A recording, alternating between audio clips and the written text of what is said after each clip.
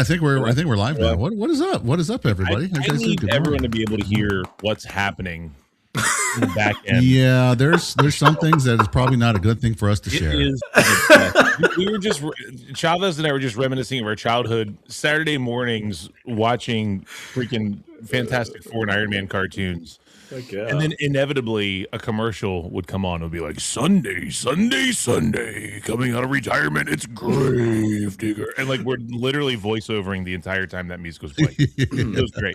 Should have been live. Yes, it should have been live. Yeah, maybe. But welcome on in, everybody. It's good to have you guys here. Gone forever.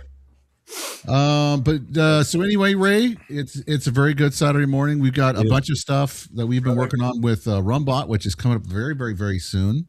Yeah. It's going to radically change everything. But in the meantime, you just want to say it. I do. I seriously, I kid you not. I'm going to give you a 30-second repeat from your ND. I'm kidding. I'm not actually doing that. But like, if you don't like, I just want you to go outside. I don't know if touching grass and screaming what it is. Lungs in the middle of your neighborhood. Dude, most of my neighbors would be like, I don't even know what that is. What are you talking about? I'll be honest with you, most of the streamers aren't going to know what it is, but it's going to change your life.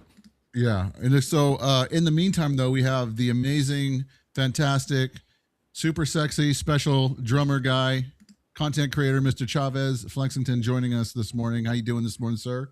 Gentlemen, hello. Thank you so much for having me, man. Love shows. What a well-timed lower third trigger. Well done. Well done. Yeah. Love it. I had to lower it. It was honestly, I've been moving it all over the screen. I was like, dude, I want it out of the way. Yeah. I should just put it right over my face for professionalism. I also didn't realize that you had joined the NWO and we're going to be in black and white the whole time. It's true. You look like an NWO promo right now. Every time that I've ever seen him live on stream, other than meeting him live at DreamHacks, he's in black and white. For some reason, like being, meeting him and hanging out with him live at DreamHack, he's actually in color. It's amazing. He's the living embodiment of what my son asked my wife 2 years ago when he literally and genuinely asked her, hey, like, what was it like when everything became in color instead of being in black and white? And Kim was like, you mean like TV? Because I'm not that old. And he was like, no, like everything. When you were a kid, everything was in black and white, right? Son, are you colorblind? What is happening here? I mean, we need to talk about this. What are you talking about? So, for those people that don't know who you are and stuff like that, give us a little bit of background, who you are, how you kind of came to be where you're at right now, and kind of give us some details. Sure. Yeah. Golly, a long time ago in a galaxy far, far away, little Chavez was born, and I'm not going to go that far back. I'm just kidding. Yeah, no. Parents were having a good time. Next thing you know, you came out 9 months later. Something like that, basically. Old February in America. Exactly. No, I mean, honestly, well, for starters, man, like ironically enough, I've been doing this a very, very, very long time. It's not like I'm somebody. I don't have a claim to fame. I'm not trying to like play this humble card, but I'm really a nobody, dude. I'm just a regular guy. I've been canceled multiple times. I've decided not to sell my soul, so that's probably why I'm not as popular as maybe some of us could be. We all know it. Just say the right things, do the right things, and you're there. But I'm only saying that because I saw a very interesting, what I consider to be a unique opportunity to do my best to lead by example in terms of this industry, which is an extension of the entertainment industry, right? Yeah, for sure. I have a very, very strong conviction about lack of leadership in the industry. I want to encourage boys to be gentlemen. I want to encourage girls to become ladies. Modesty and chivalry is not dead by any means. I'm doing my best to showcase that to the best of my ability, but it's an unpopular thing. And a lot of these youngsters, unfortunately, they don't see it as value or whatever. And I don't mean to sound like, arrogant or self-righteous or anything, but like the best thing I think a human being can do is to pass on information and wisdom to somebody else. That's what we're designed and created for. And so I think all that encompasses my mission, but that includes fighting the good fight. I also love to express myself in savage manners. You guys know the whole savage thing. That's not a mask. That's not a facade. That's not a fake thing at all. I'm a First Amendment absolutist. Vape, as you know, Ray, I think you know as well. No topic is off the table. It's impossible to offend me. And I ultimately, in a nutshell, man, I just want to help. I want to make people laugh. There's three major categories in particular order anyway. As you can see the drum set behind me, it's no secret I'm a drummer. I do live requests. I've been a professional musician for God knows how many years. At the same time, I also do chatting segments, chatting with Chavez. And then also, lastly, I do games. I host tournaments. I do voiceovers. I do a handful of other things. So those three things are music, chatting segments, and gaming. But yeah, we talk about anything with, I'm kind of jumping all over the place, but I'm about to come to a close. But I've been doing this basically for just under 10 years now at this point. Have made countless mistakes. Have learned from people much smarter than me. I think the key to actually truly being successful is not money, believe it or not, but it's to stay humble. Yep. There's always somebody smarter. There's always somebody faster, stronger, more experienced. And the sooner you understand that, the better off you'll be. And I guess the last thing I'll say is, along with humility, is the beginning of understanding is understanding that you don't understand everything. Yeah, And sure. I think that's so difficult for especially the younger generation, but many people in general. And I think that's why this industry needs that more now than ever before. And that's the unique opportunity that I was talking about earlier. So that's the greatest intro of all time, because I literally sat there. I'm like, all right, I'm going to jump in on this. No, I'm going to jump in on this. No, I want to jump in on this. Now let's talk about the children. Like, you know what I mean, before we get there, Keezy, them, welcome, Chad. Helmet Fire, good to see you. Marnin, good to see you, Mr. Helmet Fire. Hey, you opened by saying that you've been canceled several times, and I was like, okay, that's interesting, because I've never seen Chavez do anything that would lead me to think he'd be canceled anywhere. And then you midway wrapped it by saying that you're a First Amendment absolutist, and I was like, there it is. Yes, sir. So talk to me about it, man. I mean, again, like this show's is being broadcast live on both Rumble and YouTube. YouTube, we love you very much. No, we don't. So like, if you take us down, you take us down in this conversation. But the point of the point that I would make here is, like, talk to me about that free speech in content creation and the pressure that you feel to not be able to do that, because that's a little bit of my story in the background, was being on platforms where I felt like, for really stupid reasons, I couldn't be me. And I think there's been a freedom that I found on Rumble that lets me be me. And I feel like that has impacted the success that I have as a content creator. Although I wouldn't say I'm a very successful content creator. You know what I mean? So, like, just talk to me about that. Talk to me about, like, where you got hit with this, and how a guy like you, a little drummer boy, could possibly get canceled in the industry. You know, that is, man, there's a lot to unpack there, because it's a simple question, but it's actually a loaded question. And you experiencing it yourself, you can understand it can go in many different directions. But what I will say is, I recognized earlier on, years and years ago, I've always been a nonconformist. In fact, whatever anybody would typically lean into, I would just go the opposite direction, because the majority typically overrules people's actions, and it gets the best of them. Feelings and emotions overrule logic and reason, and therefore they make rational decisions. And I just don't follow that. I'm not a sheep. I mean, thank God for strong determination and willpower. I suppose that's the way God made me. But I'm only saying that because you know, this goes back as far as mental conditioning. All of us, every single one of us, to a certain degree, has been mentally conditioned to say this, not say that, do this, not do that, or whatever. And that completely destroys any unique personality traits to grow and to develop and to progress, even more so, to tie into your strengths, even more so, because now you're having to naturally second guess your words and how you conduct yourself. Now, don't get me wrong, professionalism and being respectful, absolutely. You know, freedom of speech does not give you the excuse to just be a complete, you know, dick. No, look, you're preaching my sermon now. Now you're preaching my sermon. Let's go. Preach it. Well, it's true, right? I mean, you gentlemen understand that. And I think far too many people can't, they don't see the line. They just don't see the line, let alone if they do see it, they don't know how to cross it, and so on and so forth, or when to hold themselves accountable. More on that later. But anyway, going into the entertainment industry, and you're going to hear me speak a lot about entertainment and streaming, because they really go hand in hand. Example, Hollywood is an extension of the entertainment industry. Streaming is an extension of the entertainment industry. TV shows, movies, all that comes from entertainment. And specifically in this digital age that we live in, it's really unfortunate, because I think a lot of people have taken the decision to do, or I'm sorry, they typically decide to make the decision of what is easy as opposed to what is right. Meaning sponsorships, affiliations, corporations, management, leadership, whatever. It's not like they may not be necessarily telling their streamers what to say, or content creators or the like, or whatever, influencers, yada, yada, but they are kind of directing their path. And that, I just don't think that's a good thing. It's that simple. Mm-hmm. And I think that suppresses and oppresses, again, natural creativity. I want to be able to speak freely. I've always been this way, but being raised in corporate America and retail, customer service, sales, and tons of other jobs, I saw that in the real world, and I came over here to the streaming world to get away from that. And lo and behold, I find the same thing. I'm like, I'm not doing this crap again. So finally, I'm coming to a close on this section, but I finally was like, you know what? I'm going to come out of the gate swinging. This whole savage thing that I say, #savage, and hey, get flexed.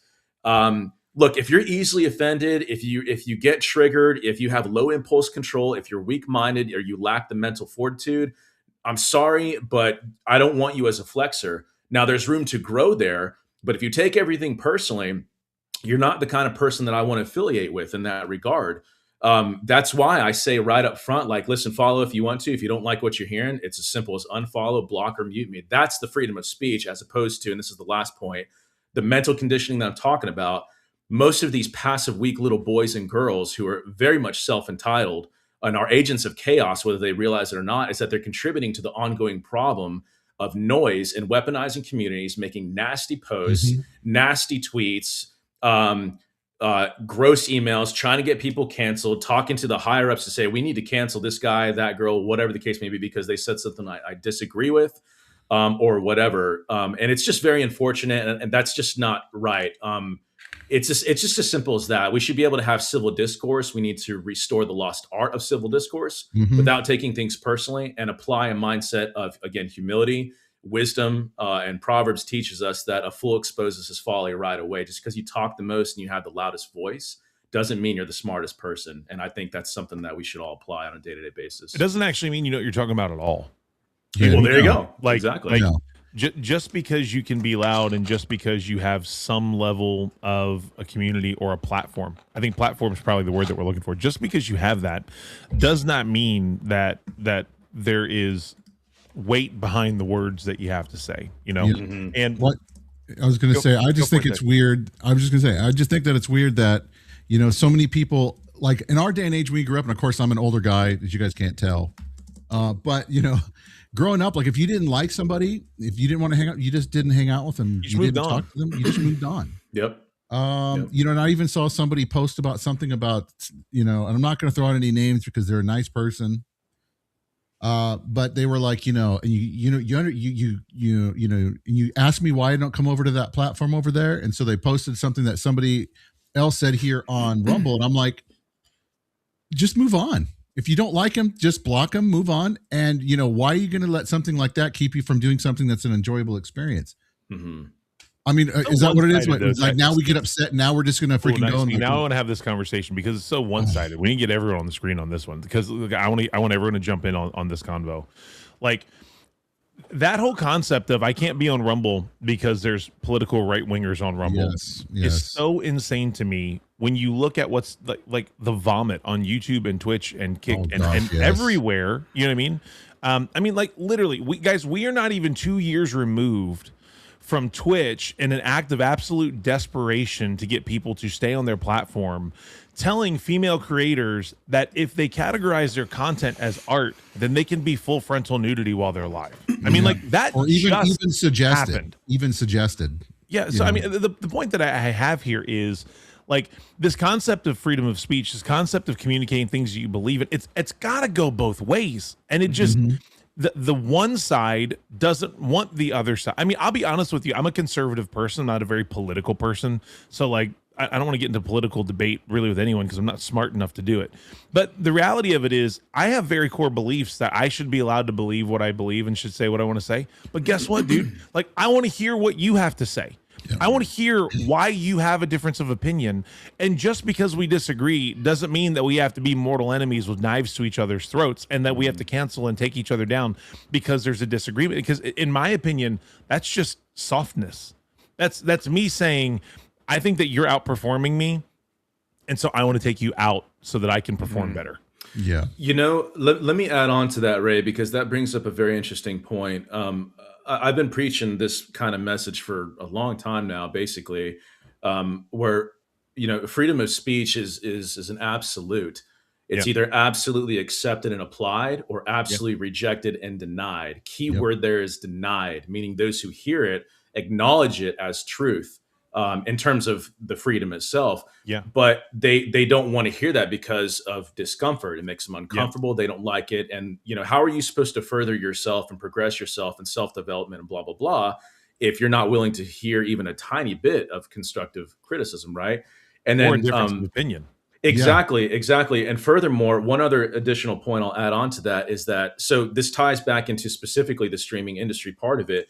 All these influencers and creators or content creators, I call more than half of them non-tent posers. That's what they are. Is they're creating non-tent, and they're posers posing as content creators, but they're contributing to the problem, and they are a part of that problem. What I'm getting at is specifically the debate space. So to your point, Ray, kind of putting words in your mouth here, but civil discourse, right? There's an art to it.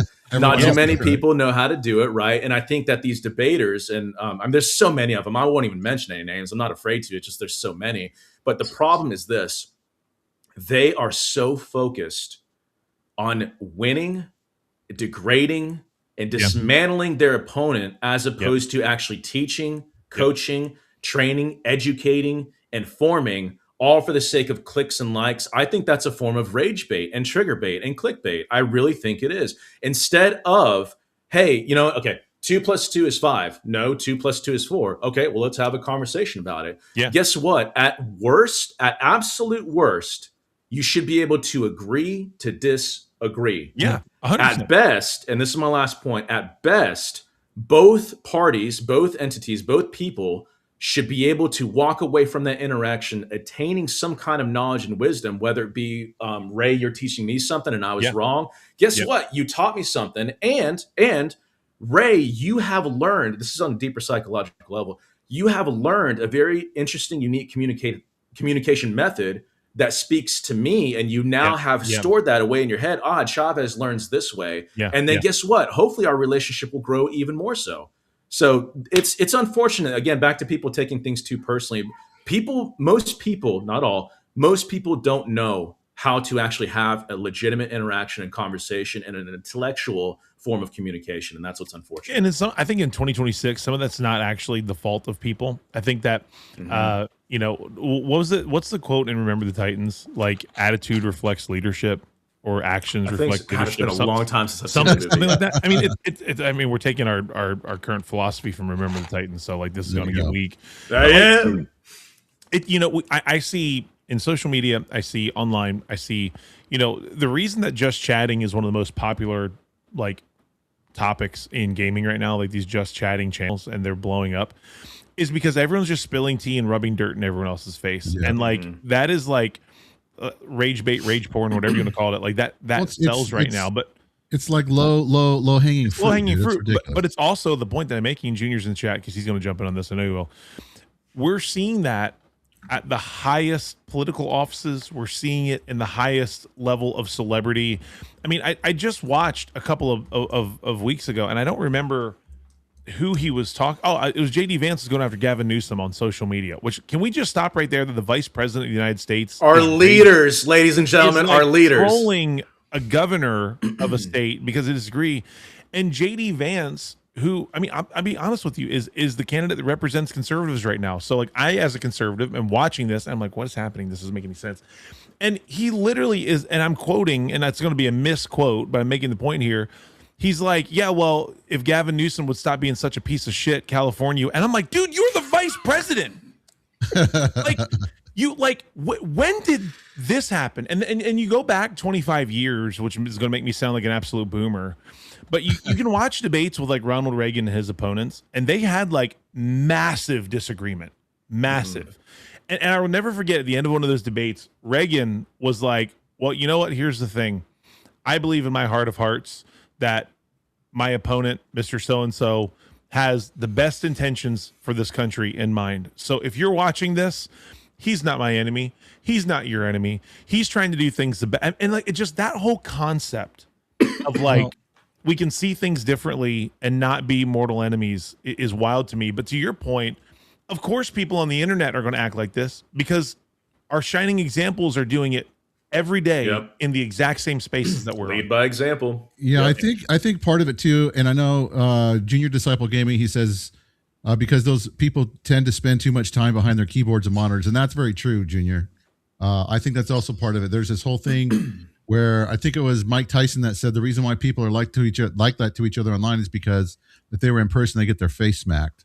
Yeah, and it's kind of and that's true. But I mean, at the same time, I think that, you know, like with Trump, with how brash he is, and our vice president with how brash he is, I think it's because for so long, those that are on the conservative kind of leaning side, and I know we're kind of getting into politics here. I promise you guys we'll get back to content. But the reason I think the point that we're making here, just to be very clear, is it's impossible for content creators to not be influenced by agreed what we're seeing in media, whether it's social media, mainstream media, radio, movies, whatever it is. Like, there is a massive influence on this is how it's okay to behave. That's the topic, not whether you're left or right. Yeah, I know. But all I'm saying is that the reason for that big swing back to what he's doing is because of the fact of everything they've said about people who are conservatives for so long. Yep. You know, we were always anti-people, we were always anti-family, anti-rights, all this other kind of stuff, and they controlled the narrative with everything that had any kind of a voice that people saw. All kinds of social media, news outlets, Twitch, YouTube, all those different platforms. And now that they've lost that kind of power, it's kind of like it's like a pressure relief valve, right? If there's not any kind of pressure relief, then stuff will build and build and build, and eventually it's like you're putting a wild animal into a corner, and eventually it's going to fight to get out. And where that goes from there, I mean, who knows? And that's a whole different, But subject. Isn't that a dangerous precedent to set for creators? You know what I mean? Or a sad precedent to set? Because 100%. I mean, we see it even on this platform, which is a free speech platform. There are groups of people who work in shadows and are trying to quiet people that they disagree with, or quiet people that they're threatened by, or to put people in a spotlight in a negative way to try to discredit what they're. I mean, like, I think some of it's human nature, and I think unfortunately it's a really raunchy byproduct of the 2026 that we live in. Yeah, I agree. I agree. You know, I'm gonna say something rather extreme and savage to show my level of consistency. Let me just say, for starters, I'm going to touch upon politics very, very briefly because I think we all feel the same way. Yep. But for me, I'll just simply say I don't consider myself left. I don't look at politics as left and right. I actually really don't. I look at it as up and down. Either it's for Christ or it's against Christ. I don't care about titles, categories, names, boxes. You want to put me in that or whatever. Unfortunately, I do think we live in a modern day where it's kind of the lesser of two evils to a certain degree, because every human being on earth is flawed, period. People don't even like to say, lesser of two evils, like, that's a cliche thing. Well, be that as it may, think about it, man. Like, I'll just very, very briefly say, I absolutely disagree with some of the stuff that Trump has done. I absolutely strongly agree with some of the stuff that he's done. 100%, but that's my point, is that far too many people are putting other people on pedestals and thinking that, all these promises and all these things, much like the streaming industry, that just dangles a carrot and leads them on. Yeah. But all I'm pretty much getting at, though, is back to setting the example and what you were kind of touching up on, Ray. The issue is that it's always about the younger generation, because they're going to mimic and mirror the exact same thing that has been done. It's a copy of a copy of a copy of a copy. It gives you the green light to behave that way. Exactly, because everybody else is doing it. Again, between what decision is right and what is easy. And the president and the vice president, and then the losing. If all of these people can behave in public this way, then surely I can. Monkey see, monkey do. Look, it's a justification and it's an excuse for one to pass off the accountability and responsibility of somebody else, for as simple as this. I I create music, and it's up to the parents. It's up to the parents to mute that or to get that. That's not my responsibility. Or why don't you take personal accountability, have some kind of moral compass, have some kind of conviction, and realizing that, I'm just using this as an example, a rapper, for example, right?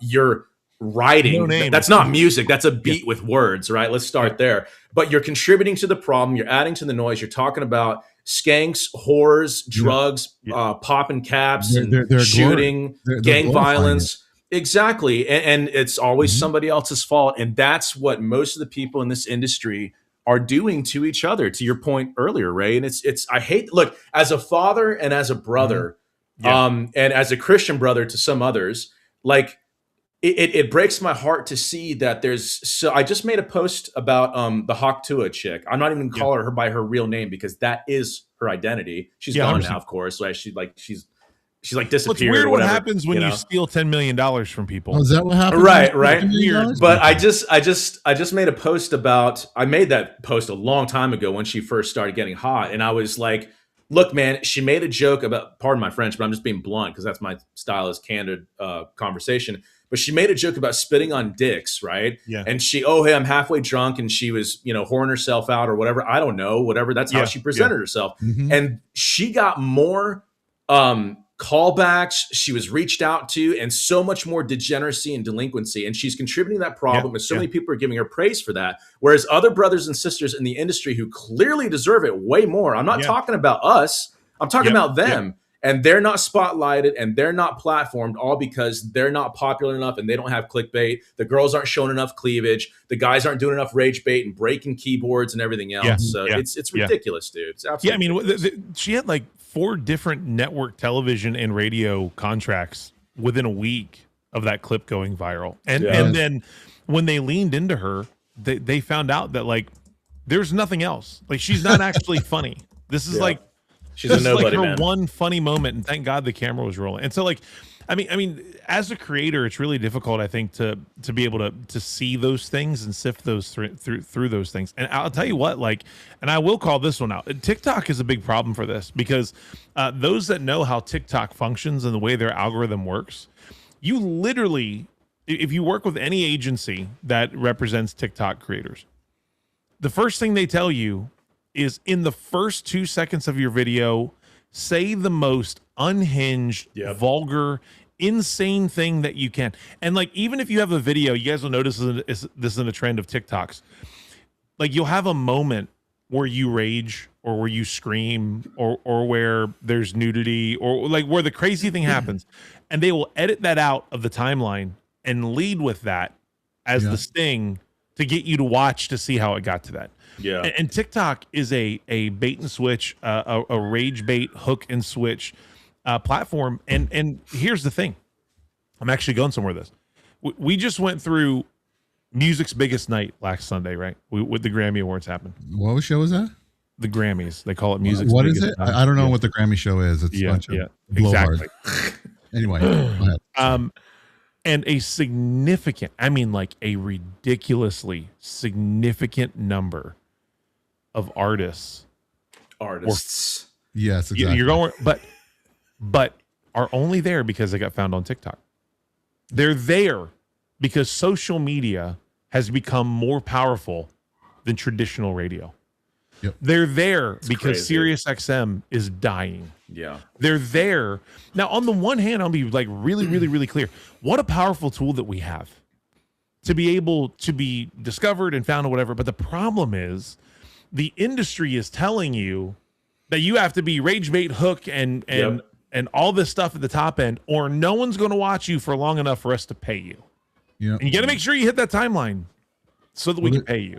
Well, there's also the other flip side to that too, as well. It's like, for example, you have services like Udio and Sono, right? Which the whole thing with the AI music craze and stuff, where record companies were coming out against it, and they were like, "This is all AI slot." But then they're like, "Oh my gosh, look at how many billions of dollars these people are making." Oh, there's money behind it. Oh, now it's important. Oh, money. Now they're running around and they are, making deals now with Udio.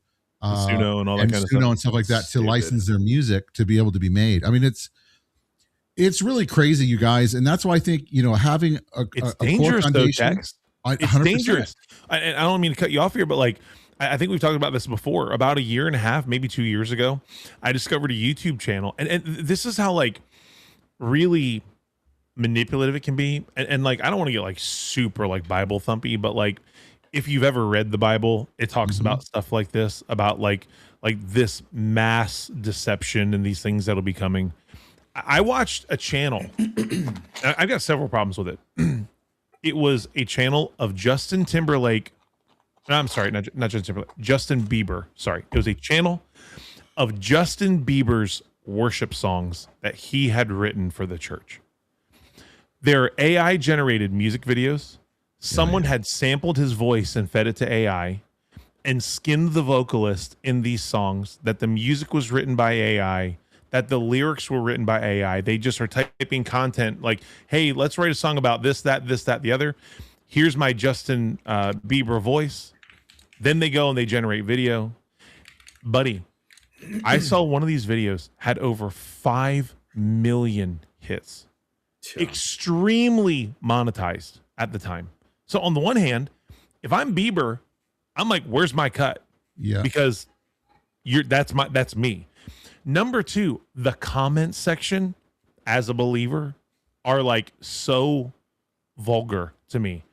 Oh, I knew he was going to lead this generation to the feet of Jesus.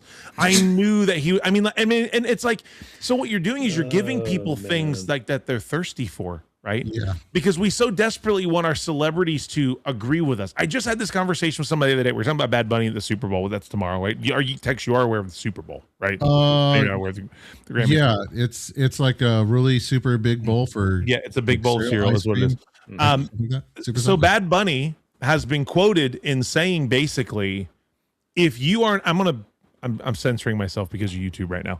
If you are not for my agenda, then you should probably not watch my halftime performance, because this will be a testament to that agenda. So get ready, because it's going to be the gayest thing you've ever seen. Yeah, then I won't watch it. That's the verbiage, the message. That's where I'm looking for the message. I'm talking to a guy who's really excited because as a Puerto Rican American, he loves the fact that the halftime show is going to be done by another Puerto Rican American, right? Like this is great. And then he said, but I'm also horrified because he doesn't stand for anything that the majority of our people stand for, and he's going to embarrass us. Yep.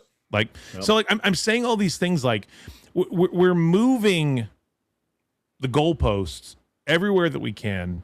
And we're taking these unbelievably powerful tools. I don't know how the show became this, but here we are today. We're taking these unbelievably powerful tools, and we're either manipulating people and making money off of baiting them into giving them the things that we think that they want, like in that Justin Bieber's worship album situation. And now I think the Bieber's violated. I think the music industry's violated. I think that the people that are watching it are violated. And then on the other side of it, you got guys like Bad Bunny who are getting up and making everything a platform as opposed to being an art form. Yeah, I think how we got here. We'll just blame Chavez just because he's our guest, so we can blame him. He won't be back next week.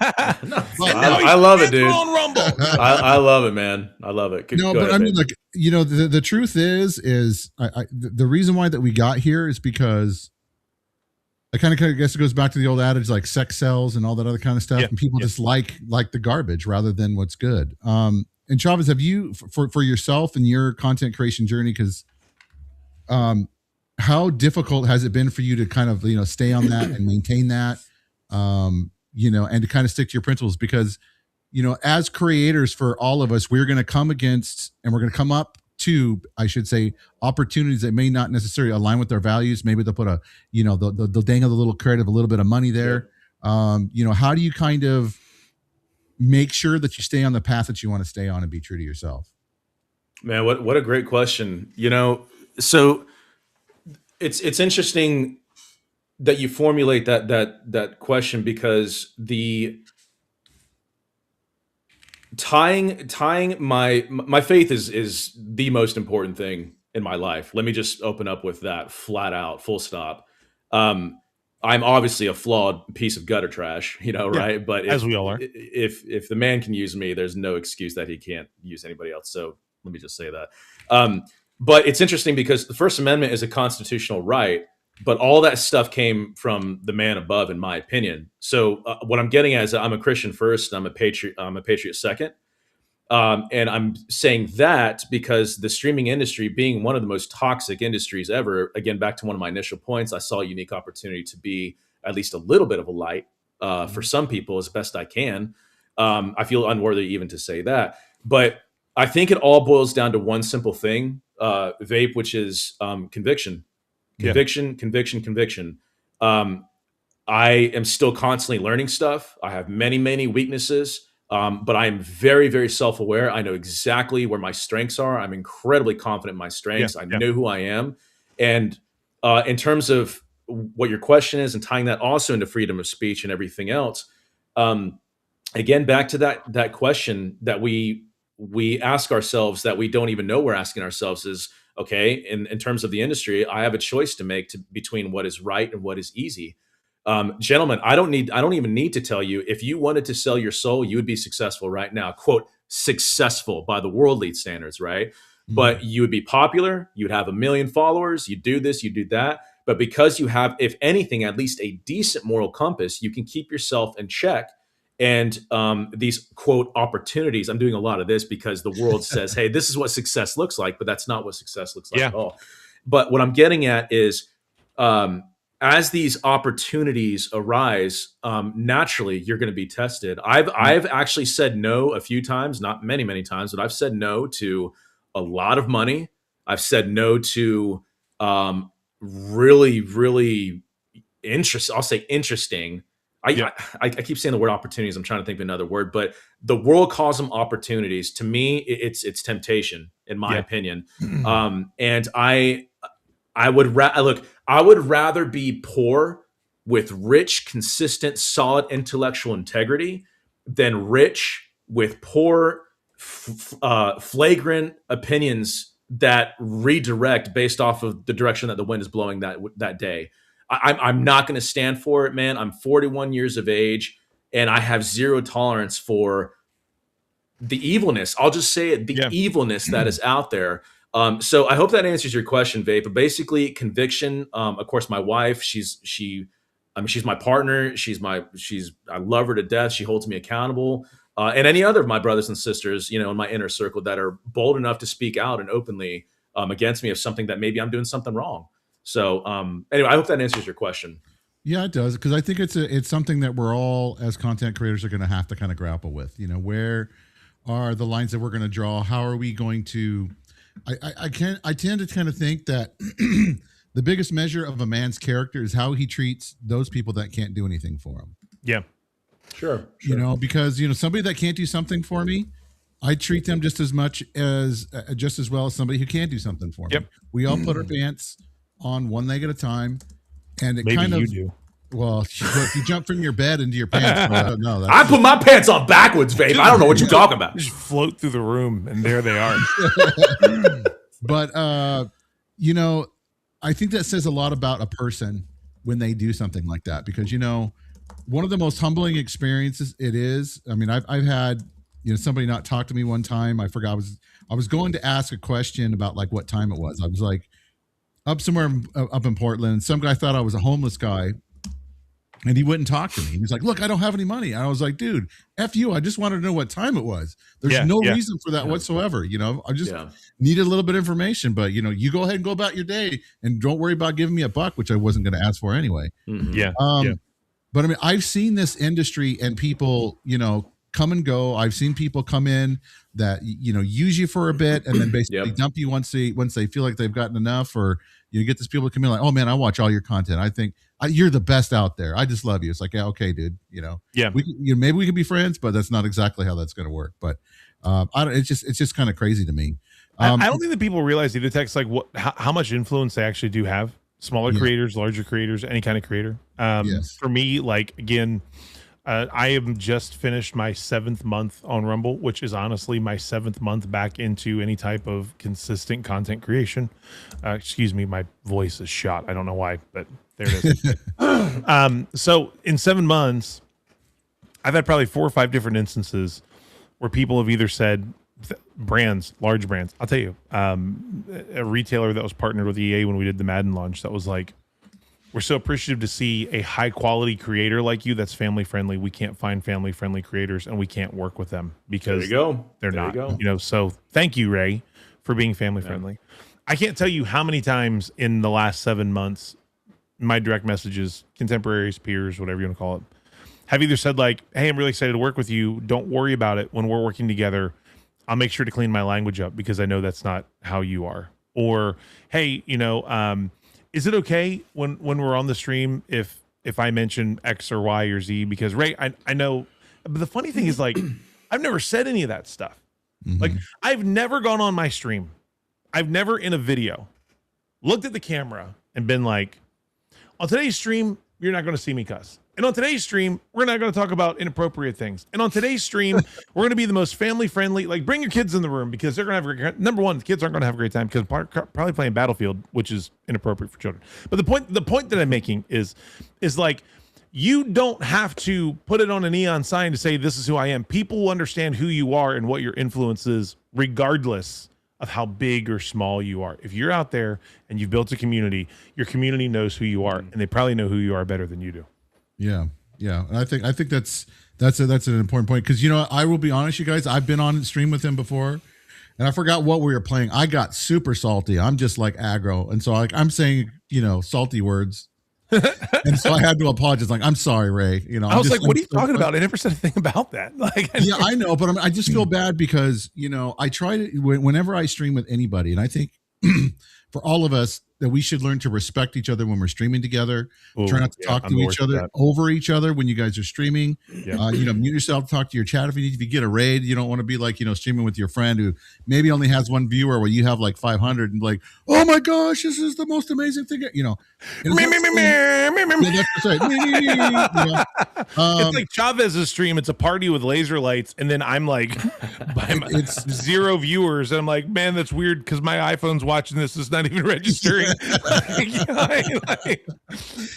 That's so true. And so I think that especially over here on Rumble, like there's this whole thing with streamer etiquette and stuff like that just doesn't kind of click like it does on other platforms and stuff like that. Have you found, so you're still relatively kind of new to Rumble, aren't you, Chavez? You've been here about a year or so? Yeah. I don't consider myself a veteran or OG of Rumble. I am definitely of the industry, from Mixer to Facebook to Twitch to Kick. I'm a verified partner over there on Kick. I was a partner on Twitch back in the day. All this other great stuff, but Rumble, like many others, I'll be the first to say, man, they still need a ton of work. I am not like, just me just being savage. Like, I'm not Team Rumble. Like, they have a lot of friggin' work to do, but I do respect and admire and appreciate the progress, which is undeniable. And as a realist, I see them growing. But yes, I'm sorry. So to answer your question, I consider myself still a little bit newer to Rumble, but I know where they need to succeed. But I'm not really giving out free ideas anymore. I don't chase the carrot. I refuse to do that. But we can talk about that, I guess, a little bit later. So I think that's good. Because I was going to ask you, like, what was it about Rumble that drew you over here? Because I know, there was a whole issue with Kick that was going on at the time, and they were very which one? Yeah, I know. With how they were treating like a lot of the streamers there. Of course, now it's all come out about bot viewing, all that other kind of stuff. But that is the wildest thing. I'm sorry. That is the wildest thing I've seen in weeks. To literally have Eddie go on his own podcast and be like, "Hey, boys and girls, I just got bad news for you. If we banned every KPP creator who is botting, there wouldn't be any left." Well, that's huge. What? Yeah. And then his justification is, "Man, I just got news for you. That's the way the industry is. That's just how it is. Everybody's botting." Yeah. I'm not botting. I'm not either. I don't think you guys are. Maybe. No. I don't know. No, we have 14 beautiful people hanging out in chat right now. And we love every one of them. Absolutely. Whether it's 14, 5,000, or 2, or even 1 if it's my iPhone, which I don't have. I'm super excited about it. Chavez, you've been pretty involved in like that side of things with Kick. I know you've had your run-ins with Twitch, but I mean, when you see that stuff from Eddie, like, where does that take you? I don't mean to totally hijack text here. I'm sorry, I just totally did though. But like, where does that take you, man? I mean, like you've been involved in that. I know that some of the guys you're connected with have publicly said some things about that type of stuff. I mean, hit me with it. I mean, honestly, you know, it sucks to say the least. It really does. I'll just say what most people aren't willing to say. Unfortunately, Eddie is right about one thing. Botting is the industry standard. It actually is, from major corporations inflating their own numbers to make themselves look good, to submitting those numbers to the board of directors who are easily fooled, or maybe they already know. And did you get a follow or something? Yeah, you got a follow. Cool. Yeah. Hey. Follow. Appreciate that. Good follow. I don't know who that was, but great follow for hey man, got to give a little bit of praise. But you know, Ray, I'll tell you, man, it is definitely maddening. I'm definitely more relaxed with it now, but it definitely is unfortunate to see that there's a handful of us. I mean, really just a few of us. Clearly, you two guys are in the same boat as I am, where you know, we've chosen to do, again, the right thing, which is to grow as organically as possible, naturally as possible, word of mouth. We grind, we hustle, we do our thing. But then we see others who, I'll say it, who clearly don't deserve it. They have terrible production, or they don't know how to conduct themselves professionally. They're not contributing to society. In fact, they're taking away from it. They're not well-spoken, zero personality, or they're even just terrible at games. And they're not supposed to be a streamer. They're non-tent posers, right? Yeah. But imagine, if you will, we are all in a race. We're all running, right? We're just running and running. And these freaking delinquents and degenerates are on mopeds and freaking V12 Dodge Vipers bolting up while the rest of us are just running. Like, that's the way the industry is rigged for those who are, you know, favored. And then maybe they have money from mommy and daddy or other sponsorships, affiliations, whatever. And they're throwing money at it to falsely inflate these numbers. And they contribute to the same problem, and it's rinse and repeat. And the last thing I'll say specifically about bots, man, I've been doing this a long time. You can also weaponize these bots. Yeah. Now, I'm not going to tell you where these tools are. Don't tell them how to do it. Yeah, and I'm definitely not going to tell them how to do it. But what I can say is, Ray, if I didn't like you, I can absolutely basically flood your followers, your feed, everything about you, and basically get you mass reported to where you may not even be able to stream ever again, and maybe even perma-banned off of certain platforms if I really wanted to be a dick. That is the industry standard, and top dogs are doing that to each other back and forth every single day, which and is crazy to me. Yeah, that's really what's crazy to me. It's like, you know, it's an extension of high school, like all over again. You know. Yeah. And we even have some of that here in Rumble too as well, where people are talking crap on each other. And, you know, some people are downvoting for whatever particular reason. They just like to hate somebody for whatever particular, who knows, you know? Thanks for the engagement, friends. Yeah, exactly. You know, it's kind of weird. So what kind of advice would you have someone like me who is terrible at games? I have terrible on-screen presence, and I don't speak well. Well, first of all, first of all, Vape, good luck. I don't even know how you'd go from there. Yeah, I know. No, I'll tell you right now. I love you enough to say everything you just said is false. So shut your mouth. I think that's a bunch of crap. But what I will say to those who actually do fit that description, I'll be honest, is if it's really your passion, you want to do it, you can pursue it. But if you're terrible, you're terrible. I'm sorry, but I'm not sorry. Okay, look, anybody can stream, but not everybody is a live streamer. Yeah. Okay. It's not for everybody, plain and simple. And furthermore, I don't need to tell you guys, this is clearly an oversaturated market in various ways. Mm-hmm. You have to go so far and above and beyond. And I don't mean degenerate non-tent, okay, right? Yeah. You have to make yourself stand out so significantly.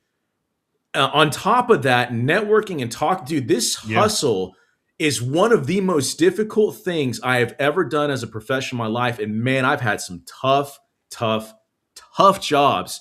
And even now, after doing it for as long as I have, I'm still a nobody, a verified partner on Kick. Whoop-de-doo. That's like winning the gold medal in the Special Olympics or something. Like you're still in, I'm sorry, maybe it's a Savage reference, but I'm just being honest. There you go. So And but no, goodbye, it's YouTube. We unfortunate, lost man. them. Goodbye, YouTube. Yeah, They're gone now. Everybody send your hate mail to Chavez Flexington at No, I get it. I totally understand what you're saying. But no, that's legit. And I'll tell you, so Vape, really kind of closing to that question, is it's not easy. It's just not easy at all. And what I would, the biggest piece of advice I could tell somebody either starting off or who's already doing it and wants to, I hate this slogan, but take their stream to the next level. God, I'm so sick of that commercial. Show me how. It's a bunch of garbage. Show me how. But exactly. Me. But basically what I'm getting at is you really, really, truly need to be honest with yourself and saying, like, yes, you can do it, but should you do it? Yeah. Do you have truly what it takes? And I don't mean that as, again, a dangling carrot. Oh, do you have what it takes to, step it up a notch? No. Honestly, truly, who you are as a person deep down inside. Yeah. If you are not self-aware, if you're still figuring things out and you're concerned or whatever, I'm not just saying this lightly. Do not do it. I'm telling you, do not do it. You really will, man. It's look, the technicalities behind the scenes alone. Look, Vapin was just working with some kind of technical difficulties. I don't put you on the spot, but like just setting things up. Like some things were unforeseen or whatever. Now, luckily, he's an incredibly intelligent guy. He knows what he's doing. But starting off, God, you guys know it's a nightmare. Yeah. Click this, do that, overlay this. Tip here, alert. This browser works with that. That platform doesn't take that. Chatbot can do this, but this one can't do that. Oh, shout out here. Oh, voiceover, TTS. Like the list goes on. Yeah, and then it's like, I finally just clutched a 1v4 for my Warzone win. Right. And all that production with just 2 viewers. Or even better. And nobody saw it because I left my face cam on the screen the whole time. You weren't even seeing my gameplay. You know what I mean? Yes. Like those are the things. I mean, I think the thing is to me, Chavez, and I've said it on this show before. I'll get T-shirts made. This is my sermon. Like, make content that you love first. If you are making content that you hate because you think you're going to become the next big guy, you are spending a lot of time, a lot of effort, and a lot of money. Like, I'm going to be honest with you. None of this is cheap. This is not a cheap hobby. I can tell you right now that the drum set that you have behind you, I know for a fact is a minimum of $3,500, if not $5,000. I can tell you right now that the lighting effects cost money. The things that you're doing cost money. I was just talking to Tex about the stuff that we're doing in RUM-Bot and the monthly cost of RUM-Bot that he is floating by himself right now for the community. Like, you have to do this stuff because you love it. If you're going to do it because you think that you can copy Dr. Disrespect, or you can copy, Peanut, or you can whoever it is that you want to copy, and that's going to make you blow up, and it's not going to happen. Dude, you have a better chance at your current age, and I am 40. I have a higher chance of getting drafted in the NFL draft this April than I do of being the next Asmongold or Dr. Disrespect. And I'm not saying that in like I want to be those guys. I'm saying it in like, Asmongold's making $60,000 in the course of 2 days on streams right now. Burt Peanut, I just saw a statistic. In January, he made $1.5 million on Instagram, $4 million on TikTok. I mean, like, and so we act like this is just going to fall in our laps if we make content that we think that the machine wants, and that's that non-content that you're talking about. If you're not creating content that you love, and you're not creating content that you are proud of, this is going to suck your soul out of your body. Well, the other challenge there, and this might be a small segue into music specifically, is, so let me speak confidently about the music side, drumming in general. That's my passion. I love doing it. It's not popular. Music is basically non-existent on Rumble. I've been in many meetings with higher ups, including Rumble staff. And I mean, I'm not going to really reveal too much, but the fact of the matter is that they have to pace themselves with their own rollouts. Perfectly fine, no problem. At the same time, though, I've been saying this since the beginning. Every single platform, especially live streaming, is sitting on an absolute gold mine when it comes to music, and it's not being prioritized. Now, I can gripe and complain and whine about it all I want to, and it is really annoying because I know how to see it succeed. However, it's back to your point, it's not popular. And yet I have people coming in, I'm not patting myself on the back here, but I have people coming in, it's like, holy crap, I never knew you existed. Second, I can't believe you can do what you can do. That's wild. You've never heard this before in your life. Chavez, you're lying. No, I promise I've never heard this song and I'll play it on the spot. Third, what I hear most of, and I'm just being truthful, Chavez, you got the personality, you got the production, you know how to handle the crowd, you know how to talk to people, you know how to, blah, blah, blah. That's all fine and dandy. I'm not making back to one of your initial points. I'm not making enough money to do this full time. So yes, one of the other pieces of advice I'd say is absolutely, Vape, what you said earlier, do not quit your day job. As a matter of fact, I'll double down. When things, or if things really start taking off on your live streaming journey, and it seems like it makes sense, that all signs around are saying move ahead, there's green lights, you're getting affiliates, you're getting sponsorships and blah, blah, blah, whatever, I still implore you to do not quit your main job if you even have one. It has to make absolute sense 100%. Before you cross that line. Trust me, that's one of the mistakes I made, and that's why I'm here now. So, and then coming back is super hard. It's super hard. Yes, to come back and recover that. K-Man asks, how do I get to be a guest on this podcast? We would you have to pay us a lot. Yeah, we've got you have to pay us in $5. $5. I think $5, right? Is that what it is? $5. We can talk about that, man. Someone like Chavez to come on the show. Why do you think I'm going to Miami today? I got money. That's right, dude. Ray just got Miami money. Let's go. Yeah, let's go. Got some new shoes money. Got some walking around money. Gator to play that, dude. Like, that's if anyone gets that reference, put it in the chat. Yeah, I doubt anyone's going to get that reference. But yeah, no, and I think it's important. I mean, I've seen people like do that where they quit their day job before they're really even established. And next thing you know, it becomes a begging, and the next thing you know, you don't hear from them again. I can't with that, dude. Yeah, I know you can't. I'm not even. Look, this is me shutting my mouth. But there's you see a lot of these subathons, and nothing against anybody that does it if it's genuine. But if your secret motive is to, I hope they pay my bills, that's your massive red flag right there. Yep. Because I'll tell you this: here's something else that a lot of people don't bother to think about. In my professional opinion, I sincerely equate the streaming industry as far as money. Follow from the Tank. The Tankissa? Tank something like that. Welcome, user. Yeah. Great follow. The Tron vibe just came out so strong when you said user. I was here for it. User. Games. Anyway, but yeah, so the biggest thing is oh my gosh, I just lost my train of thought. We're talking about like not quitting your day job and creating even beyond when you feel like you're safe. That's kind of where you were. Sorry. Yeah. Well, okay. So, I got another thought on top of that.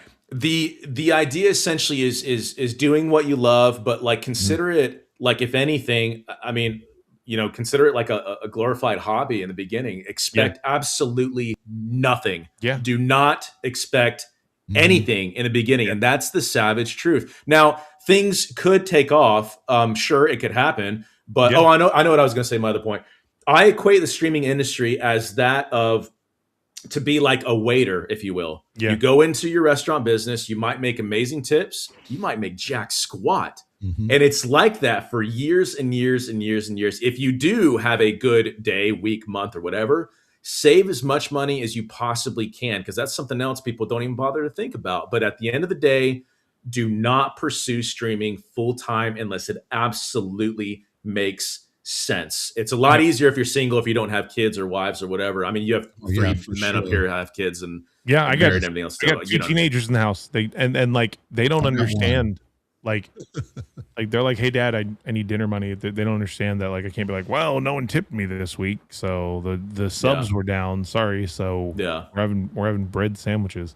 Well, I mean, it's just tough to me too. Like, and it's a pet peeve of mine. I'm trying to not rail on pet peeves, but oblige me for a second. I really cannot stand the guys that make these like TikTok posts or Twitter posts or social media in general. I just usually see it on TikTok. I don't know why TikTok collects these man children. And they're grown men. They're 35. They're boys that can shave, Ray. That's all it is. But they should be grown men. And they get on and they look at the full screen me text. This is exactly I'm going to do it. We got to get real. They get on and they look at the camera as seriously as they possibly can. And they're always so solemn. They're like, hey, chat, I'm just so excited to be sitting here in front of you today and to announce to you that Kathleen my wife of 6 months, has just got an incredible raise at her job in a new position that's going to do wonders for our family and allow me to chase my dream and quit my job and sit in front of you and play Call of Duty all day long. We believe that with her money and your generosity, we'll be able to take our kids to Disney. Her money and your generosity. You can take me away from full screen. I don't understand how you can look at yourself in the mirror as a grown man and father and sit in front of the goddamn world and explain, I am relying on my wife to pay every bill that we have so I can come home and play freaking Roblox. I don't understand the thought process. I just don't get it. Yeah. I'm sorry. I don't mean to get like that loud about it. It pisses me off, man, because you are telling your son, this is how you live. Mm-hmm. Yeah.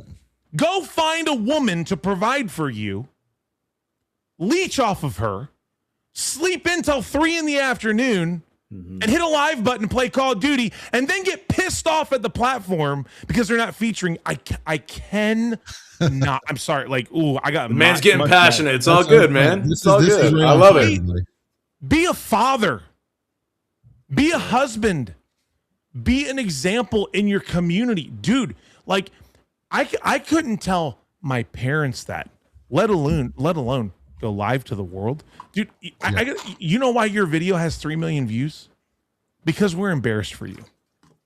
Because we've come across your post telling us what a worthless piece of trash you are, and we can't look away from it.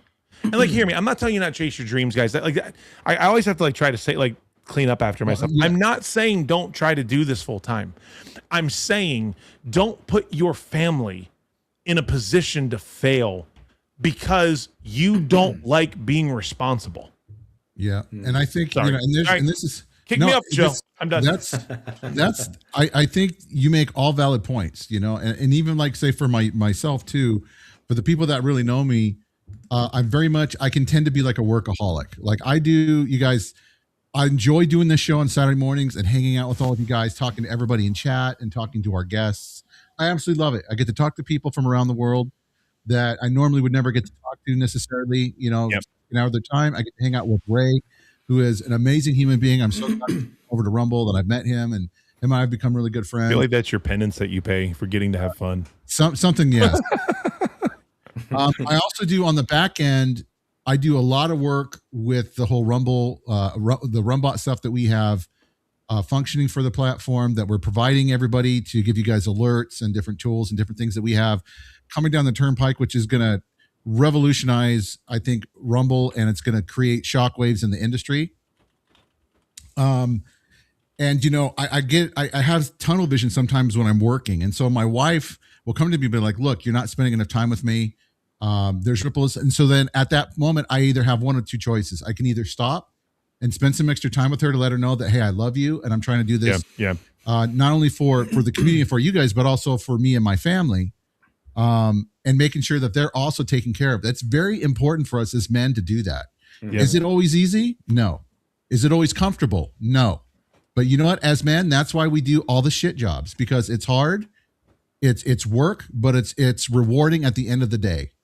Right. Yep. So, I remember vividly one guy that was like, "Man, I can't wait to be as popular as you." And I was like, "What are you talking about?"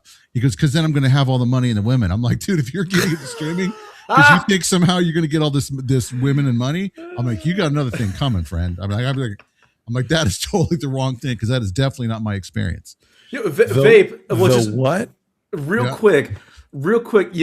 That's it. That story alone, that absolutely encompasses the younger generation in terms, and I don't mean this as like I'm playing the old man card here. No, I recognize the younger generation they're misled, man. Yeah, and we have the blind leading the blind. We have these kids in their or in their early 20s, right, who are, again, quote, successful. They have all these falsified fake botted numbers. They get all this money that probably their partnerships pay with just to make them look big. And then it's misleading to the younger generation, and it's rinse and repeat, rinse and repeat. They're constantly having to one up each other. Like, okay, let me see. What can I do? So-and-so did this last week. Maybe this week I can go out and slap 5 grandmothers. You know what? Maybe I can push this person in the water. Yeah. Like, that's the kind of stuff. Yo, follow from Kerr0094 to Nice, Vaping. man. Good stuff, Thank man. you. Thank you. Sorry, my instincts are, when I see alerts, I'm like, Tex is pretty popular. He gets all the follows and the dude, he ladies. And the does. money. Y'all freaking give me a follow, man. I'm a nobody in Rumble. Give me a follow too. I'm not asking for money. I just want to follow, please. I got live drum requests. But anyway, no, I was just going to close very briefly and saying, but like, Vape, that's comical, right? Because you hear this and you're like, oh, ye of little faith. You have absolutely no idea. You literally have no idea what you're talking about. But it's sad. It's very, very sad, because that's what's up and coming, man. And so back to my one initial point is like, that's where I want to hopefully be as best I can, maybe a tiny little bit of a light to, again, encourage boys to become gentlemen, and to encourage girls to become ladies, to preach and advertise and promote, not advertise, but promote chivalry, modesty, decency. I talk about this all the time. We all have a digital citizenship online, and whether or not we're in tune to it or not, that's the issue. Is first, you have to recognize that it's there. Secondly, it's how can I make myself better to be able to contribute to society and culture without being the leech that most non-tent posers are, and take away from it. That's the biggest problem, I think, right now. What can you give, not what can you get? Exactly. Exactly. And that's what I think it kind of surprises me. A lot of platforms like Twitch and Kick, and even really YouTube to a degree, to where like so much of that just crap content where they're running around slapping people, or like there was go to jail. 100%. You know what I mean? Like, you should go to jail. I mean, there should not be a gray line. I forgot which streamer it was. They shot firework off into like a crowd of a family, hurt some little girl. And dude, I'd freaking go to jail. That's all I got to say. I would go straight to jail. Do you remember? I would too. Someone hurt my child like that, I'd break you. Yeah, that's what I'm saying, babe. You know what I mean? Yeah, you wouldn't be walking. I'll go to jail. 100%. You know what I mean? Like, do you guys remember the Jalal? I think they're called the Jalals. They were a YouTube. They made that song Run really popular, because they would do these videos where they'd run up to people and prank them and then run away, and it would be like run, stupid. Amazing song, but terrible nonsense. So, well, they did several things. They did like the nun from that horror movie that I don't remember because I don't really watch horror movies. They did like different spooky things, but they started dressing up like Taliban terrorists, and they would like walk up to people's cars and like throw a bag in the window of their car and run away from it. So they stopped doing these videos, because the last video they shot, they went to do one of those and they like threw a bag that looked like it was a bomb at somebody, and they pulled a gun out and shot the guy in the leg. Like the guy that was making the video got shot. Good. Making it, and I was no mercy. Yep. There you go. Like, deserved. Like, I mean, and what I mean? You got to put yourself in the mind of that guy laying on the ground bleeding. He's got to be thinking to himself, "Yeah, I had this coming." What I mean? Well, you know what? I got a lot of likes and subs in the meantime, Ray. I'm successful. Ha ha. Yeah, but I mean, dude, honestly, if you can go to Walmart and buy underwear and not be hounded by the paparazzi, you're not popular. I'm just throwing that out there. Valid. You know, I mean, like, I love my wife, and she is a huge supporter of what I do, and she gives me a lot of leeway. And so I know she's not watching right now, but if you happen to watch this, hon, I love you. She's having problems like at her. Well, dude, she's having problems at her job, and the way that her employers are kind of treating her is not right. Like, granted, they have money, but that don't mean nothing. You are only something in your own little sphere right there in your store. Outside of there, no one cares who you are. Yep. So let me ask. Well, first of all, I want to be respectful of your time. If at any point in time you need to get going, you just tell me to shut up. It's no problem. Dude, that's what I need to get. I need to get a sound effect for a wrap it up.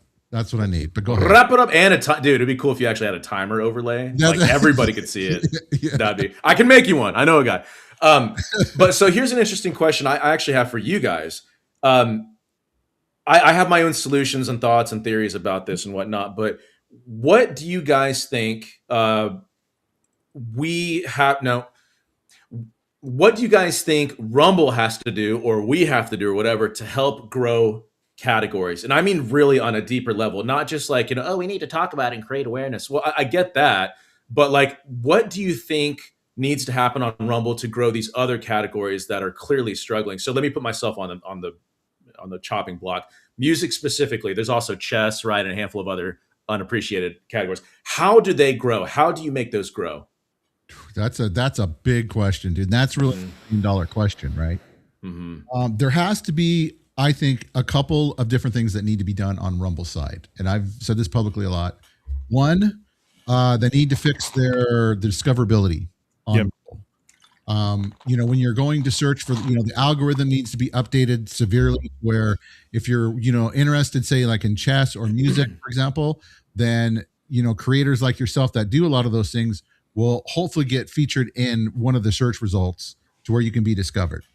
Two, they need to allow the user to customize their experience on Rumble. When they come to Rumble and they sign up, they need to be able to choose whether or not they see politics or whatever on their feed, right?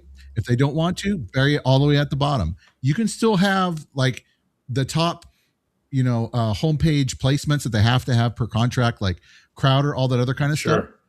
But they don't necessarily have to focus it as much. Maybe it's down a little bit or whatever. So that way, maybe the main section that the person wants to do, like gaming, maybe it's underneath that. So they just see just gaming, they're drawn to that and they can click on it and go.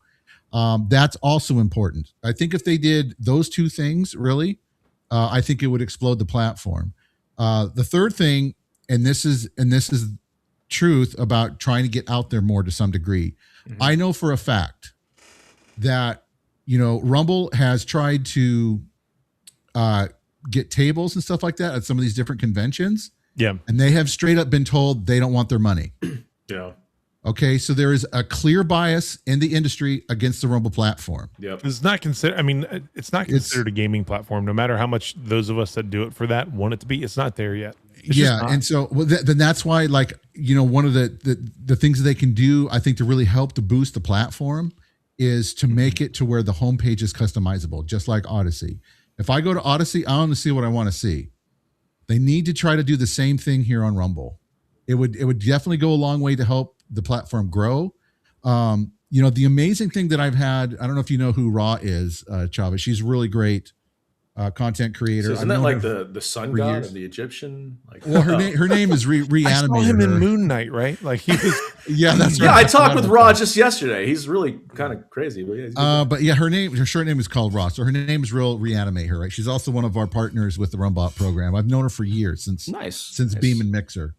And so she came over. She put her toes in the water. She goes, "Do you think I should do it?" I said, "Absolutely." I said, "You're going to like it." I said, "The community is great," and she did. Yep. And she discovered a whole community that she didn't even know existed, and she's fully on board. And so she's now reaching out to other creators on Twitch and on YouTube that are like, "I didn't want to have anything to do with Rumble, but because she's there, she's convinced them to come and dip their toes in the water." They're like, "This place is great. People are talking. Gaming's alive here." And it's like, yes, we have to break down those barriers and talking to people to make them realize that, hey, you're being lied to. I love that story. I think I'm going to be a jerk here for a minute, and this will get me permanently kicked off this show. Okay, you're gone. I think the biggest thing that we can do, or that Rumble can do for the gaming category, is to continue to cultivate creators that are worthy of being cultivated in this category. Yep. I don't have a nice way to say it. There is a significant portion of the creator program, and I would even probably link myself in that portion, that do not deserve to be there at all. Sure. And we have created this culture, or a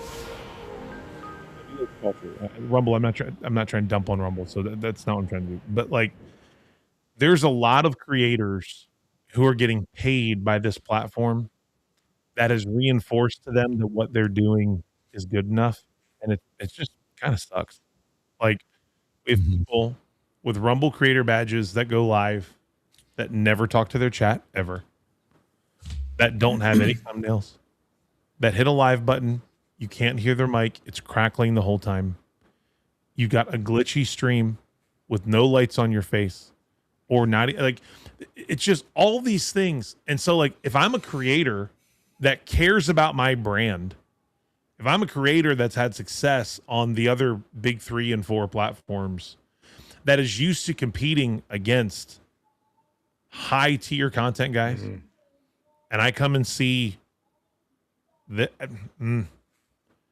I think that there is a weight on creators to up our game in order to draw viewers and to draw creators.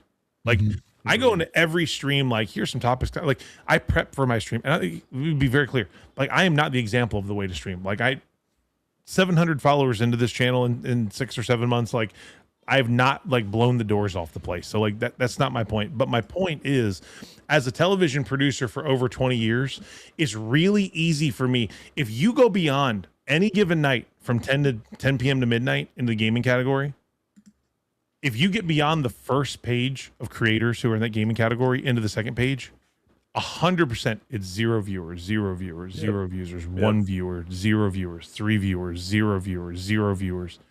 And you think, okay, maybe these guys do have a point about this discoverability, but then you go watch their content and there is no content. It's a dude gaming like this. Yeah, that's still non-tent. Yeah, or this too. This drives me. Like, I love some of my friends. I'm not trying to call you out, but when you stream, don't do like this, please. Behind you. How are you guys doing? Welcome to the stream. It's like the Nick Merckx lean times 10,000. You know what I mean? Like, and so like I think Chavez, like, in this, like, we have to take the gaming category seriously, and we have to be serious as creators about the content that we're putting out in order to encourage other people of high content value to come here and bring their audiences, or people are not going to come and watch it. There's nothing that frustrates me more than if it's a night that I've had a good night and I've got like 200 or 300 or 400 people in chat with me, and I end my stream and I go to raid out to somebody that I am looking for someone with like low viewer counts, and I'm trying, and it's hard because you're trying to make sure that they're engaged, but it's really difficult to do.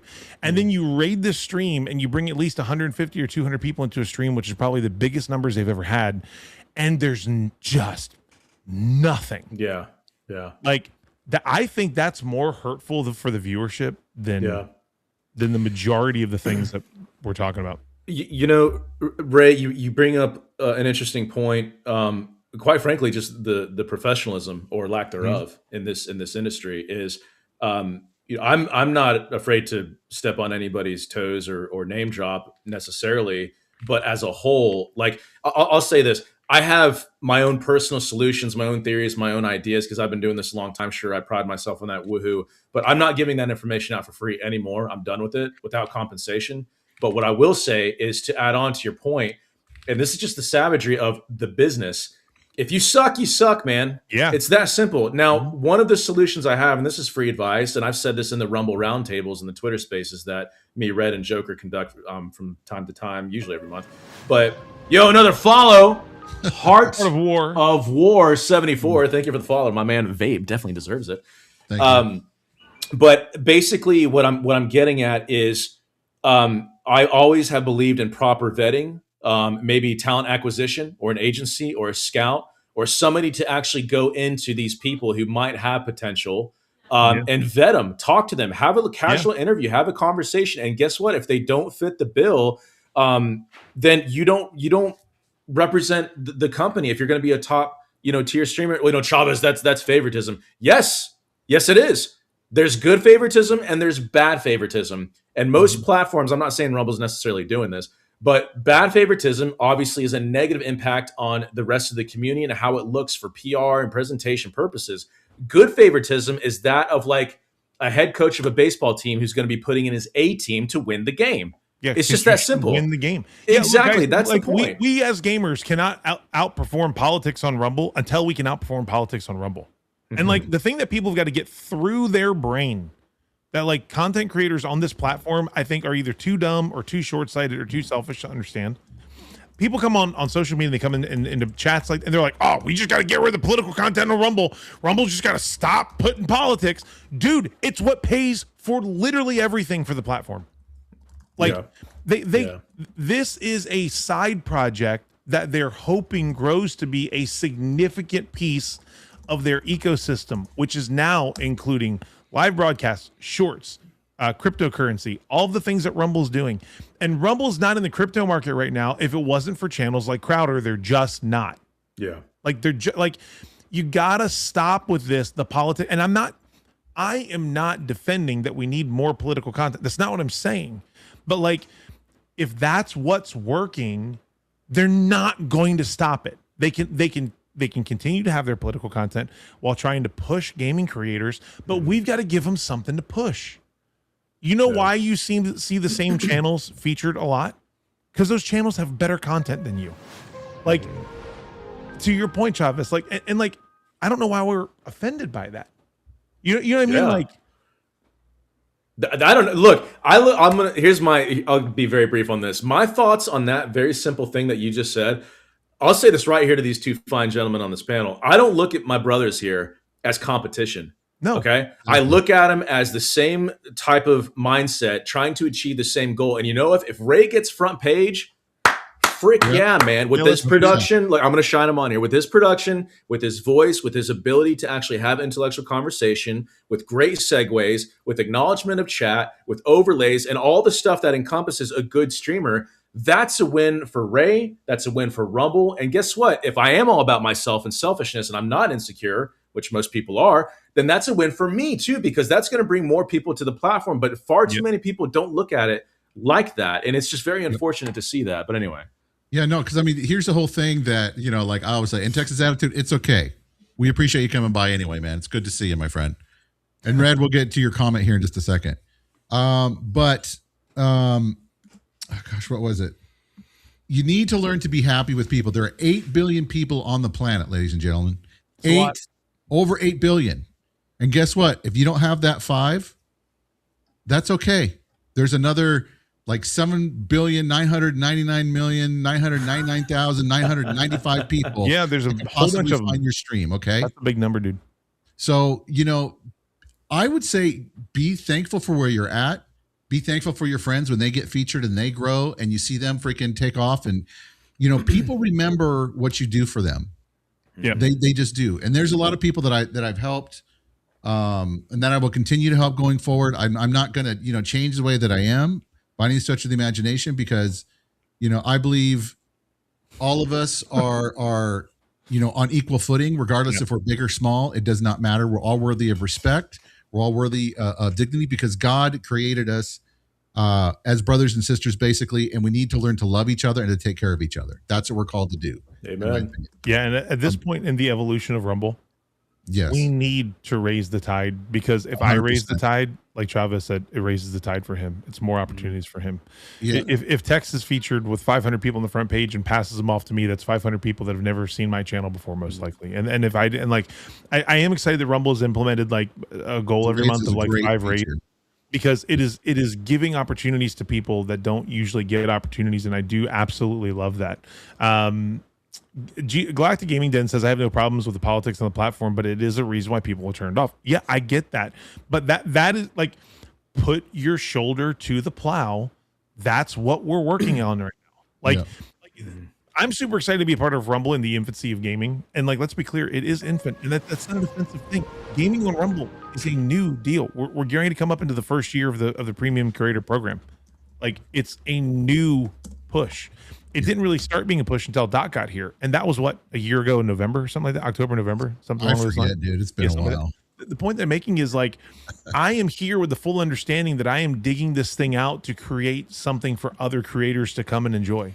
I'm excited to work with Tex on RUM-Bot to create tools for people that 5 and 10 years from now will enjoy what we develop today. Yeah. I want to build communities that welcome new people. Like I think like Waffle Meat is such a great example of this. Waffle Meat's been on this platform for over a year. He just started being like found by people probably 3 or 4 weeks ago. And I've seen him in streams and collaborating. We collaborated with him a couple of days ago.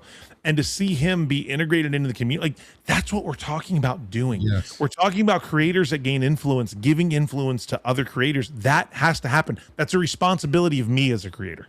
Yep. I feel that same way. And does that answer your question, Chavez? Yeah, man. I'm just absorbing all this. Yeah, I've known Texas Attitude for a long time. He says, you've been an awesome friend. You've only let me down one time, but I've forgiven you. He goes, #Black Cherry.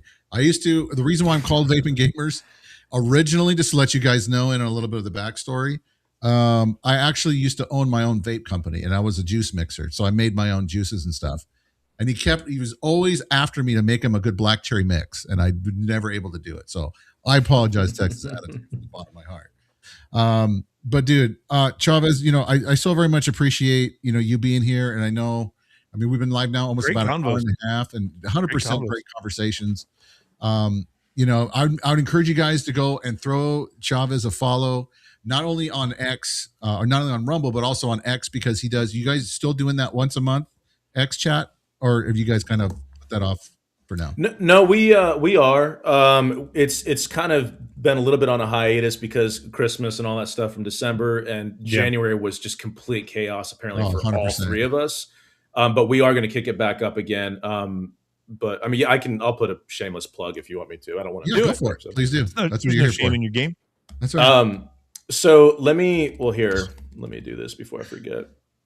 Attitude with the 10. Thanks for the 10, Tex.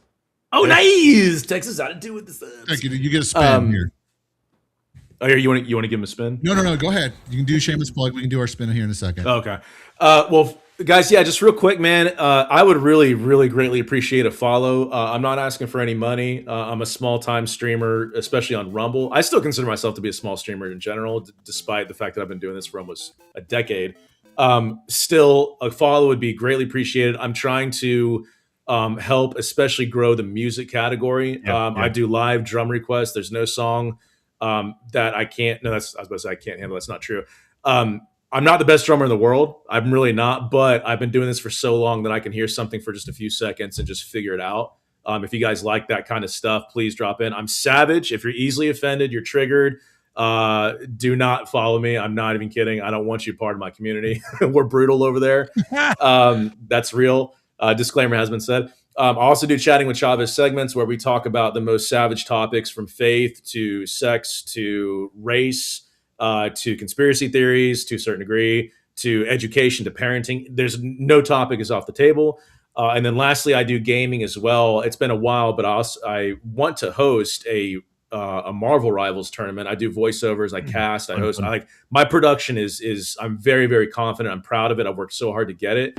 But I'll do just about any song. I'm especially trying to focus on music because I just see such a unique opportunity over there. And there's probably 3 musicians on this platform as far as I'm concerned.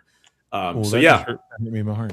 Yeah, appreciate it. But y'all follow Vape, follow Ray as well, man. Good guys. No, I mean the 3 musicians. I mean, just because I'm not streaming it, don't mean I can't. Oh, okay. Well then, brother, help us out. Do an acoustic stream from time to time. I also love seeing Chavez on the Rumble Rundown with his drumming in the news, and he's like, "It's cold outside today." It's like my favorite thing. I love it. Yeah, it's great, dude. Especially because Green Man Reports does such a freaking great job at the content that man makes. It's absolutely phenomenal. Yeah. Now here's what Texas Attitude said, and thank you again, Texas Attitude, for the gifted sub. Seriously, bro, you're amazing. I so very much appreciate you, dude. Thank you so much. He does jam sessions, Texas Attitude. So make sure you guys throw him a follow, 100%. And he's good. And I don't say that to fluff him up or anything. He's pretty good. All right. But let's just, what he said to do, he said to give you the 3 spins. So do you want to take the 3 spins for your shot here, Chavez? Oh, for me? A gift from Texas Attitude. A true gentleman. Look at that, Texas. I like that, my friend. You're spinning to choose your own package from Nerd or Die, which makes incredible stream overlays and the like. You get 3 opportunities of the Not Rigged slot machine, and since Tex has bequeathed them to you, here we go to see if you can get some. Are you ready, Chavez? Are you ready? Yeah, I'm ready. Let's roll. Here we go. Here's the first roll here. Let's see, what do we got? We got light, heart. Oh, you already lost already. Oh, I'm sorry. Thank you for playing. Fail.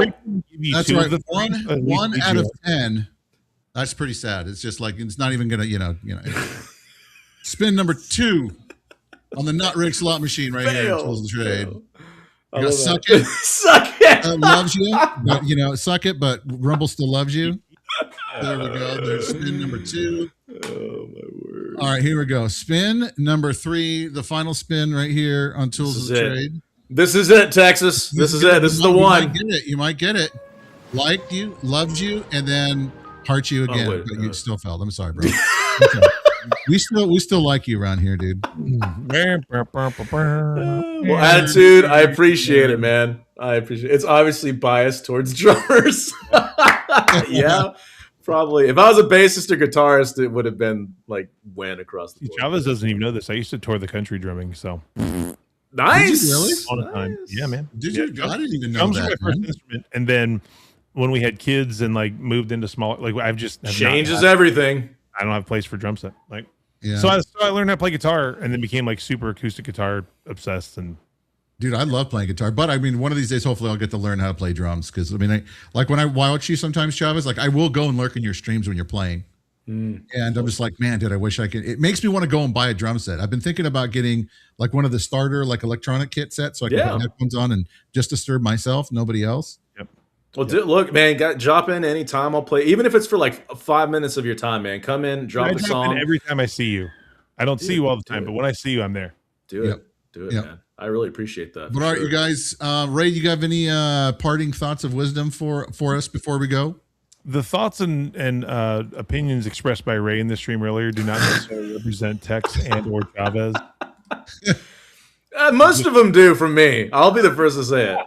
Anyway, I don't really have anything I've disagreed with any of you guys on. But sorry, go ahead. Ray. No, I was just trying to cover my homies.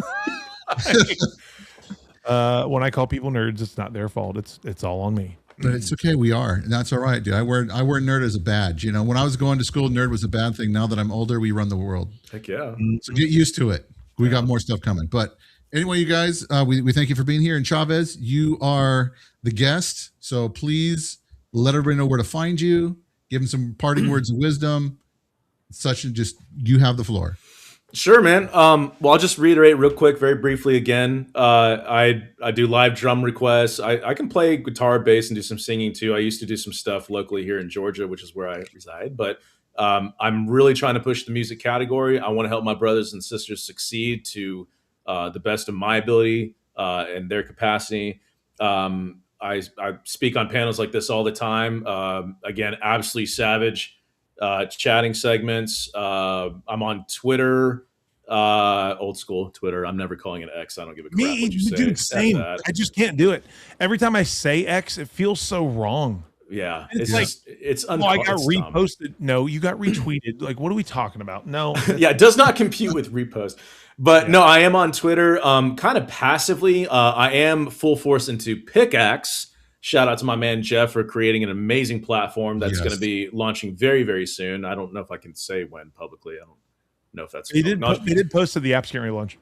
Yep. Oh, nice. Okay. But yeah, Pickaxe all the way. That's where most of my social media posting stuff will be. I'm also a verified partner on Kick. I will never, ever go back to TikTok. Screw it. I'm most likely not going to do YouTube. A lot of these other platforms I've been canceled on, shadow banned. I have a very interesting story. But basically, I see potential primarily in Rumble as a live streaming video platform, and then primarily also on Pickaxe, which is a freedom of speech social media platform. But man, some of the other things that they're going to be doing, I can't reveal that either. But some of the stuff that they're dealing or they're going to be bringing up is really, really, really awesome. So those are my two main platforms that I'm always on. And you see this little social overlay as well. I got Discord and all that other stuff, blah, blah, blah. I do have an Instagram account. I don't really use it all that much. But yeah, in a nutshell, man, I really appreciate you guys for having me. Brothers and sisters, please follow these fine gentlemen. We need more servanthood mentality. We need to continue to stay humble. Please develop, if you don't have already, some kind of moral compass, have some kind of conviction.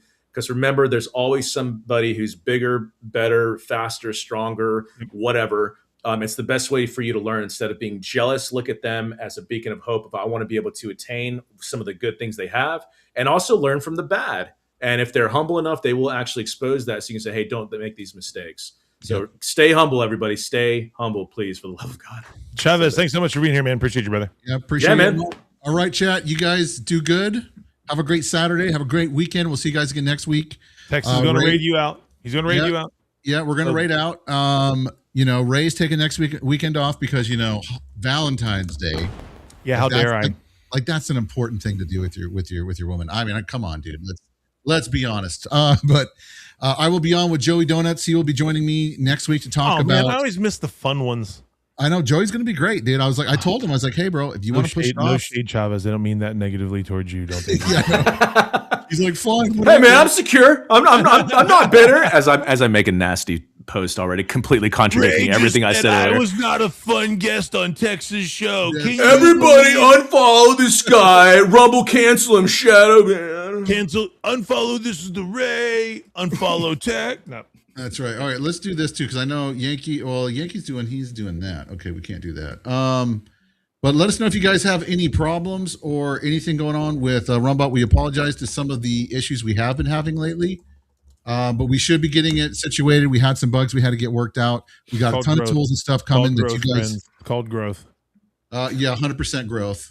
And you guys are going to be shocked at what we've got coming up because it's going to freaking blow your mind. Look, man, when you triple your user base in 10 days, stuff's going to happen. I'm just saying. Like, yeah, dude, it is amazing at how fast everything just like took off. It's crazy to me. Yep. Mm. So, all right, we're going to go right out to Profits TV. Ray. His name's Ray. Is it Ray? So it's Ray? Yeah, Profits TV. He and I Spider-Man pointed at each other all the time. He's like, Ray. And I'm like, Ray. And then we'd send the Spider-Man gift. Okay, so he's playing the God of War, his first time playing. So we're going to go shout out and rate him. Make sure you guys do hashtag Tools of the Trade in chat when you guys go over for the raid. We'll just call it maybe Tools Raid or something like that. Just be clever. You guys are all smart. And we'll see you guys again next week. Be good. Ray is a tool raid. Is that what you wanted to do? All right. Yeah, just like that. Yes. All right, here we go, guys. Have a good weekend. Bye, everybody. So much, guys. We'll see you next time.